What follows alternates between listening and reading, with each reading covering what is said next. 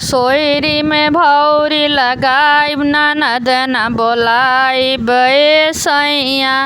सौरी में भौरी लगाइब ननद न बोलाइब ए सैया। ननद रानी आई है त ढेर ढेर खाई है, कोठिला के चौरा ओरई है ननद न बोलाइब ए सैया। सोयरी में भौरी लगाइब ननद न बोलाइब ए सैया। ननद रानी आई है त हरोहर करी है, ननद रानी आई है त हरोहर करी है। सासू से झगड़ा लगाई है ननद न बोलाइब ए सैया।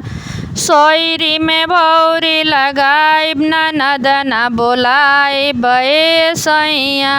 ननद रानी आई है त मनोमन करी है, ननद रानी आई है त मनोमन करी।